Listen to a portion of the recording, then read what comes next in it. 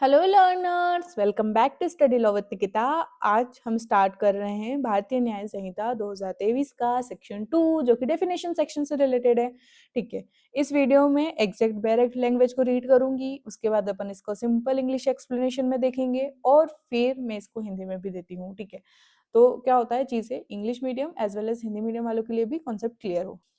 तो सबसे पहले ये समझते हैं कि हर बैरेक्ट के अंदर एक डेफिनेशन क्लोज क्यों दिया जाता है, ताकि जो एक पर्टिकुलर वर्ड है बैरेक्ट में जो रिपीटेडली यूज होते हैं उनका क्या सेम मीनिंग लेके अपन को चलना है जब भी अपन बैरेक्ट को रीड करेंगे, तो वो मिसअंडरस्टैंडिंग ना हो, इसलिए जो है डेफिनेशन का सेक्शन दिया जाता है। जैसे कि एक्ट है, एक्ट से रिलेटेड जितने भी वर्ड्स यूज होंगे, सॉरी एक्ट जितनी भी बार यूज होगा बैरेक्ट में, उसका सेम मीनिंग रहेगा जो कि बैरेक्ट की डेफिनेशन में दिया जाता है। ठीक है, तो स्टार्ट करते हैं सेक्शन 2 डेफिनेशंस का क्लोज सेक्शन। इसके अंदर 1 से लगाकर 39 तक दे रखी है डेफिनेशन। ठीक है, 39 वर्ड्स हैं डेफिनेशन के अंदर। सबसे पहले स्टार्ट करते हैं एक्ट। तो act denote as well as a series of act as a single act. Simplification English में देखते हैं वन एक्ट और मेनी एक्ट टुगेदर, या तो एक पर्सन इंडिविजुअल का एक्ट हो गया या फिर उसने बहुत सारे सीरीज ऑफ एक्ट करे, उनको भी एक्ट कंसिडर करा जाएगा इसके अंदर। ठीक है, तो एक कार्य या कई कार्य मिलकर एक एक्ट माने जाते हैं। ठीक है, आई होप आपको एक्ट का मतलब क्लियर हुआ होगा। अब आता है एनिमल। एनिमल का मतलब क्या होता है? Animal means any living creature other than a human being. मतलब कि हर वो जिंदा पर्सन, सॉरी हर वो जिंदा जीव, लिविंग क्रिएचर जो कि ह्यूमन बींग नहीं है। ठीक है, तो उनको एनिमल कंसिडर करा जाएगा। तो any living being except humans, तो ह्यूमन के बिना जो भी लिविंग बींग्स हैं अर्थ के ऊपर, वो एनिमल कंसिडर करे जाएंगे। तो मनुष्य को छोड़कर हर जीव जो है वो एनिमल की कैटेगरीज में आएगा। ठीक है, अब आता है चाइल्ड। चाइल्ड का मतलब क्या होता है? Child means any person below the age of 18 year. तो मतलब जो भी 18 साल से नीचे का है, जिसकी एज जो है वो 18 साल से कम की है, उसे चाइल्ड कंसिडर करा जाएगा इस एक्ट के अंदर। ठीक है, तो पर्सन बिलो 18 ईयर्स जो कि क्या होगा? चाइल्ड कंसिडर होगा।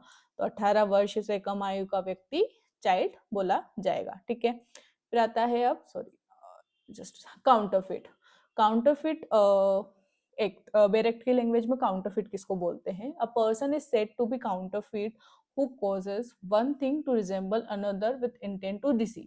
ठीक है, आप कोई चीज कर रहे हो, कोई भी पर्सन काउंटरफिट मतलब कि बेसिकली कॉपी होता है। ठीक है, आप किसी चीज को ऐसा बना रहे हो इस इंटेंशन के साथ कि सामने वाले को आप क्या कर सको? चीट कर सको। ठीक है, making something similar to cheat मतलब आप क्या कर रहे हो? कोई ऐसी चीज सिमिलर बना रहे हो, जैसे आप ड्यूब देखते हैं, गुची के कितने सारे बैग्स रहते हैं, उनके ड्यूब मिलते हैं, एलबी के बैग के ड्यूब्स मिलते हैं। तो आप क्या कर रहे हो? सेम चीज बना रहे हो।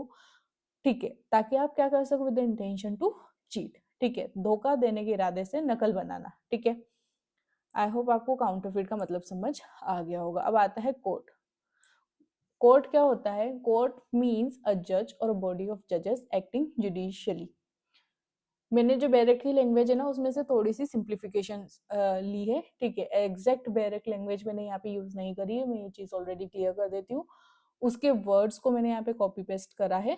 ठीक है, चीजों को मेरे को सिंपल इंग्लिश में आपको एक्सप्लेनेशन अच्छी देनी थी, और जो जो मेन मेन चीजें हैं बैरक से वही चीज उठाई है। ठीक है, तो चीजें कंफ्यूज मत होना कि लैंग्वेज थोड़ी सी डिफरेंट है, चीजें सेम है। ठीक है, जो इंपॉर्टेंट नहीं है उनको मैंने स्किप करा है बैरक की लैंग्वेज में से। ठीक है, कोर्ट मीन्स अ जज और अ बॉडी ऑफ जजेस एक्टिंग जुडिशियली मतलब कि जज और जजेस जो कि केस को डिसाइड करते हैं। ठीक है, मतलब न्यायिक कार्य करने वाला न्यायाधीश। ठीक है, फिर आता है डेथ। डेथ का मतलब क्या होता है? मरना होता है। ठीक है, death means the death of a human being, एक इंसान की मृत्यु। ठीक है, किसकी?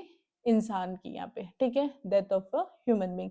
सिंप्लीफिकेशन में देखते हैं एंड ऑफ ह्यूमन लाइफ मतलब कि किसी का, मनुष्य का जो जीवन होता है उसका एंड। ठीक है, लाइफ का एंड होना मतलब ह्यूमन लाइफ का एंड होना, उसको क्या बोलते हैं? डेथ बोलते हैं। ठीक है, तो हिंदी में देखते हैं मनुष्य की मृत्यु को ही डेथ बोला जाएगा।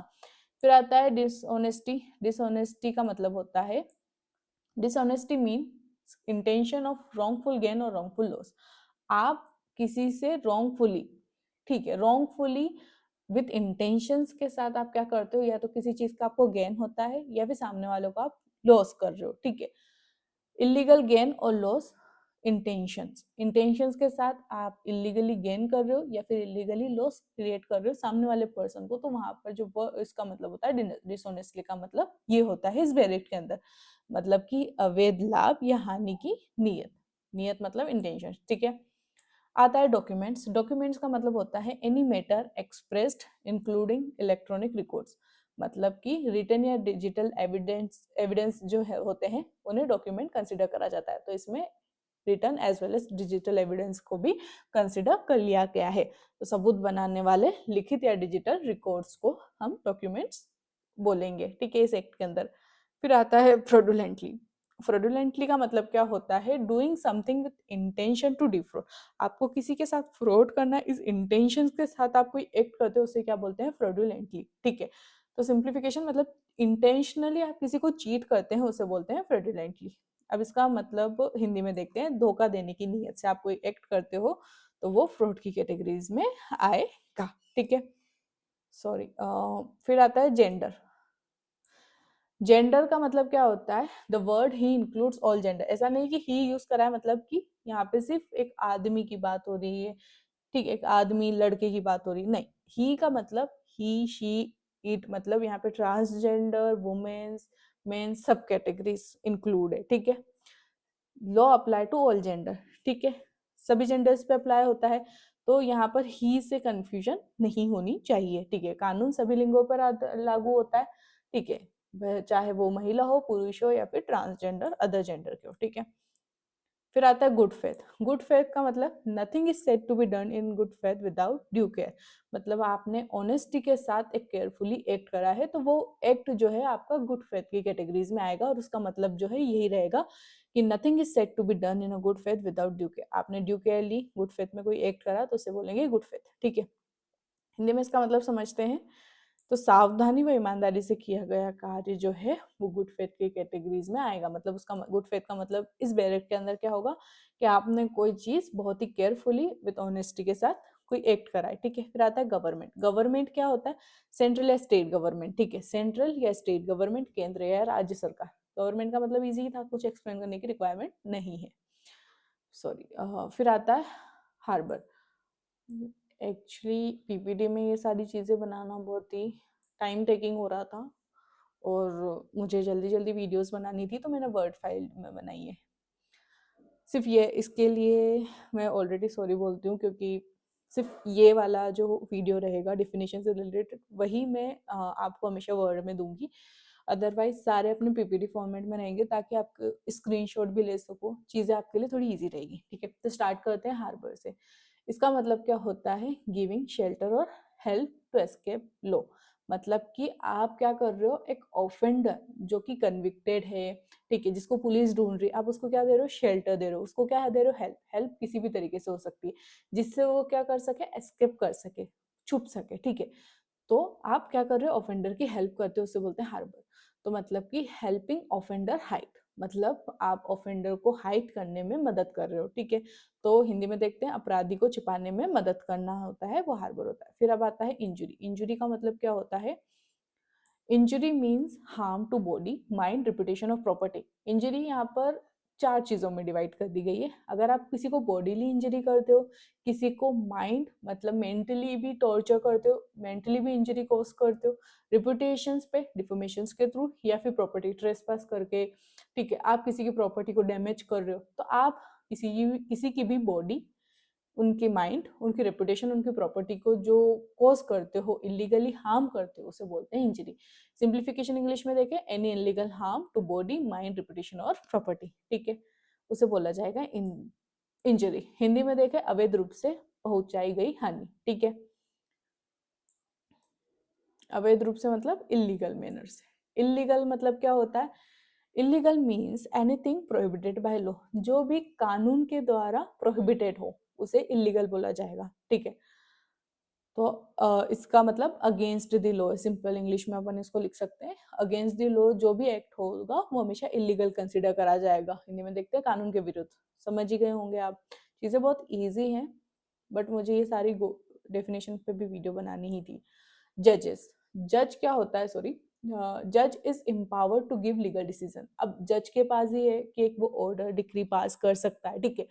तो जज वो पर्सन होता है जिसको एम्पावर, जिसको पावर दी गई है कि वो लीगल डिसीजन ले सकता है, ठीक है। तो सिंपल इंग्लिश में इसका मतलब क्या होगा कि पर्सन डिसाइडिंग केस, उसको क्या बोलेंगे, जजेस बोलेंगे। तो कानूनी निर्णय देने वाला व्यक्ति क्या होता है, न्यायाधीश, ठीक है। लाइफ, लाइफ का मतलब क्या है बेरेक्ट की लैंग्वेज में, life means life of a human being, किसी भी ह्यूमन बीइंग की लाइफ, ठीक है। तो सिंप्लीफिकेशन इंग्लिश में इसको क्या बोलेंगे, ह्यूमन लाइफ, हिंदी में बोलेंगे मनुष्य का जीवन, ठीक है। लोकल लॉज क्या होते हैं, लोकल लॉज बेरेक्ट की लैंग्वेज में समझते हैं कि जो स्पेसिफिक एरियाज में लॉ एप्लीकेबल होते हैं। फॉर एन एग्जांपल, जैसे मध्य प्रदेश का लैंड एक्ट है, ठीक है।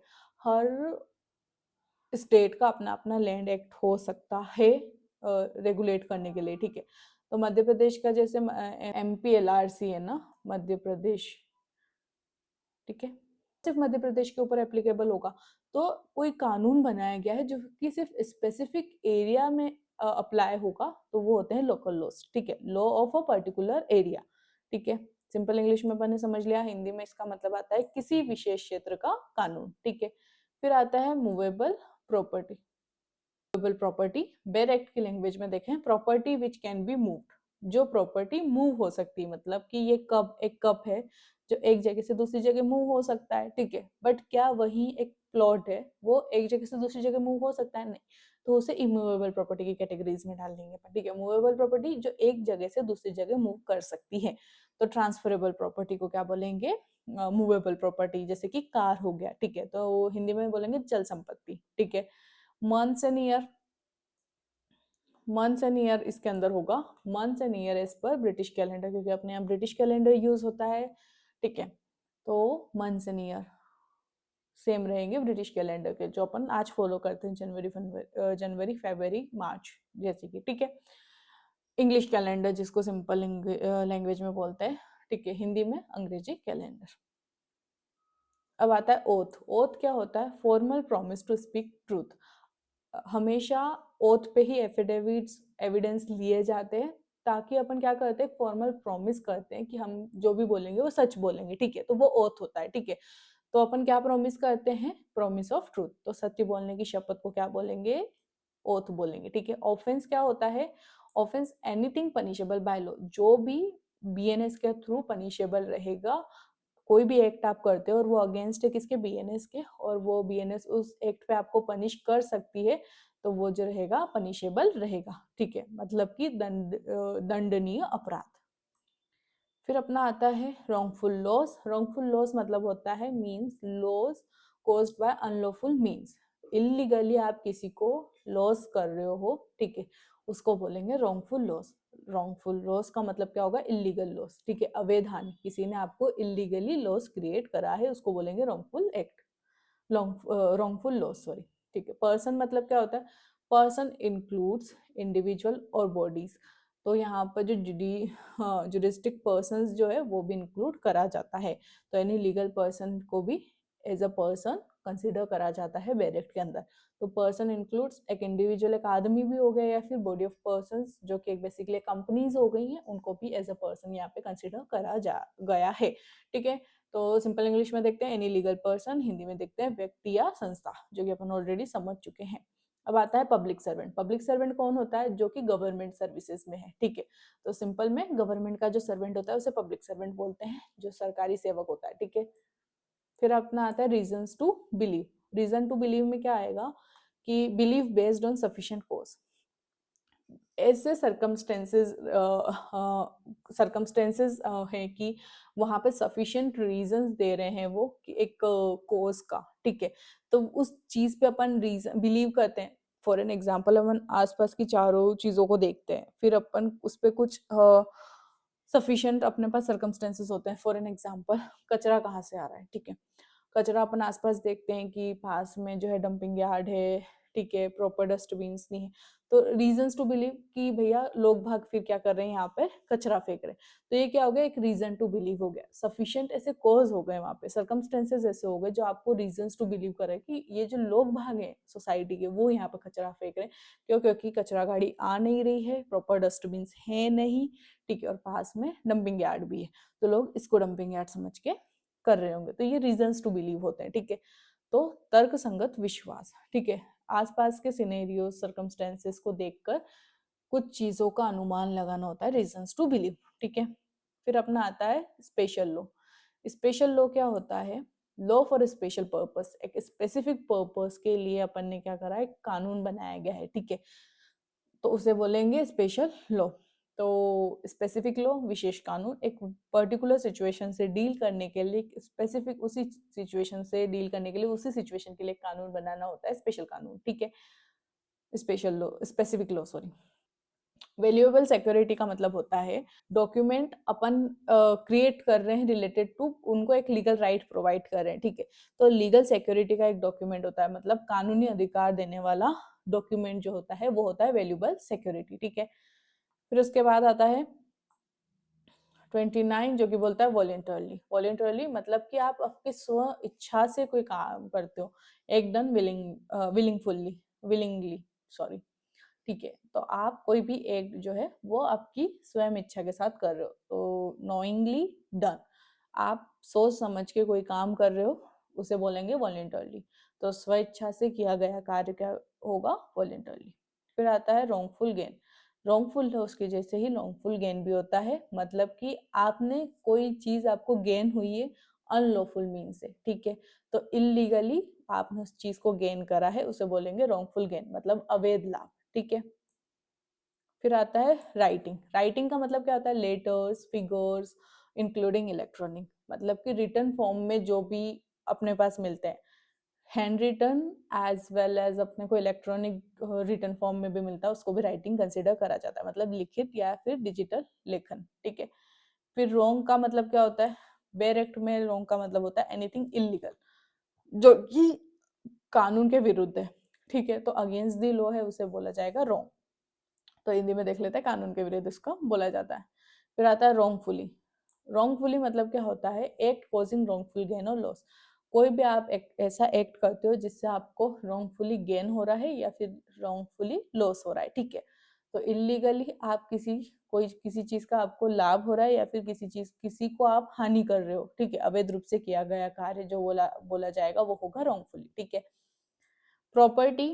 प्रॉपर्टी का मतलब होगा कोई भी मूवेबल और इमूवेबल प्रॉपर्टी। मूवेबल अपन ऑलरेडी समझ चुके हैं, जो चल संपत्ति होती है। इमूवेबल जो बेसिकली एक ही जगह पे स्पेसिफिकली लोकेटेड होती है, जैसे मैंने आपको बताया था एक मल्टी है, वो मल्टी एक ही जगह पे लोकेटेड है, क्या वो मल्टी मूव हो सकती है? नहीं, तो वो क्या होगा? इमूवेबल प्रॉपर्टी रहेगा, ठीक है। ऑल प्रॉपर्टी चल और अचल संपत्ति है, ठीक है। फिर अपना आता है इमूवेबल प्रॉपर्टी, जो कि अपन ऑलरेडी समझ चुके हैं कि प्रॉपर्टी जो कि मूव नहीं हो सकती, मतलब फिक्स्ड प्रॉपर्टी, मतलब अचल संपत्ति, ठीक है।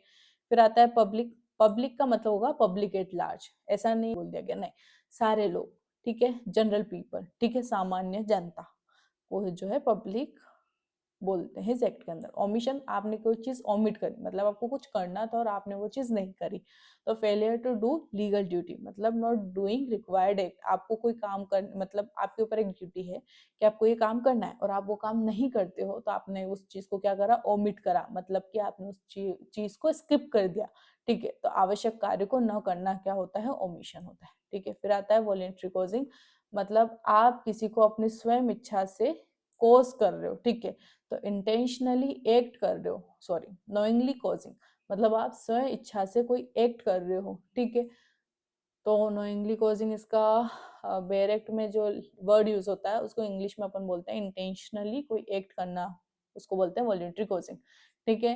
हिंदी में इसका मतलब होता है जानबूझकर किया गया कार्य को बोला जाएगा वॉलेंट्री कॉजिंग। फिर आता है विल। विल मतलब होता है legal declaration after death. For an example, कोई भी पर्सन होता है, बहुत सारी मूवीज में आपने देखा होगा कि कोई एक इंसान होता है, वो जो शांत हो जाता है, वो अपनी विल लिख देता है कि मेरे मरने के बाद जो मेरी प्रॉपर्टी है वो इंटरटेनमेंट को चला जाए। आपने वो मूवी देखी होगी, ठीक है, इंटरटेनमेंट को चला जाए। जनरेशन की मेरे डेथ के बाद वो कोई भी स्पेसिफिक जो इमूवेबल मूवेबल प्रॉपर्टी मेरे मैं होल्ड करता हूँ वो किसके पास चली जाए, जो जिस भी पर्सन को, जैसे एंटरटेनमेंट के पास चली गई थी प्रॉपर्टीज, ठीक है। तो सिंपल इंग्लिश में समझते हैं, इसको बोलते हैं अपन टेस्टामेंट, जिसका मतलब होता है वसीयत। आई होप आपको डेफिनेशन क्लोज समझ आ गया होगा। डेफिनेशन क्लोज में इतना ही था। चीज़ें थोड़ी सी बोरिंग थी ये वाली वीडियोस, बट मुझे एक बार गो थ्रू करवाना था। अगर आपको मेरी वीडियोस पसंद आ रही है तो please like share and subscribe to my YouTube channel.